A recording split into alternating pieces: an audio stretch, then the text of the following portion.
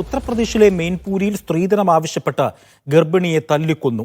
ഭർത്ത വീട്ടുകാരും ചേർന്നാണ് രജനികുമാരി എന്ന യുവതിയെ തല്ലിക്കൊന്നത്. 5 ലക്ഷം രൂപ സ്ത്രീധനം നൽകണമെന്നാവശ്യപ്പെട്ടായിരുന്നു കൊലപാതകം. തെളിവ് നശിപ്പിക്കാനായി മൃതദേഹം അടക്കം ചെയ്തു. ഭർത്താവായ സച്ചിനും ബന്ധുക്കൾക്കും വേണ്ടിയുള്ള തിരച്ചിൽ പോലീസ് ആരംഭിച്ചു. PR അരവിന്ദ് ഉണ്ട് വിവരങ്ങൾ നൽകാനായി. PR അരവിന്ദ്, എന്നാണ് ഈ ദാരുണമായ സംഭവം നടക്കുന്നത്? ഈ പ്രതിയായ സച്ചിനെ പറ്റി എന്തെങ്കിലും വിവരമുണ്ടോ?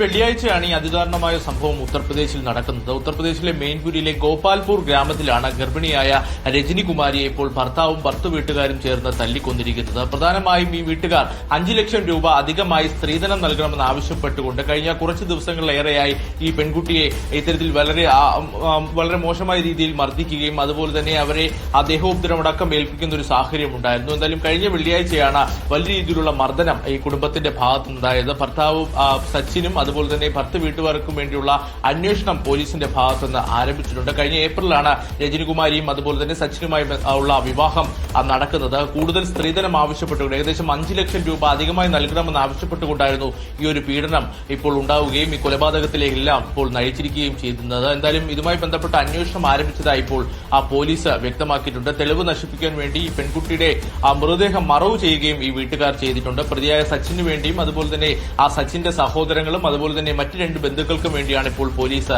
അന്വേഷണം ആരംഭിച്ചിരിക്കുന്നത്. പെൺകുട്ടിയുടെ അമ്മ ഈ സംഭവം അറിഞ്ഞ് വീട്ടിലേക്ക് എത്തുകയും പിന്നീട് പോലീസിന് പരാതി നൽകിയപ്പോഴാണ് ഈ അതിദാരുണമായ സംഭവം പുറത്തു വന്നത്. ശരി, PR അരവിന്ദാണ് വിവരങ്ങൾ നൽകിയത്.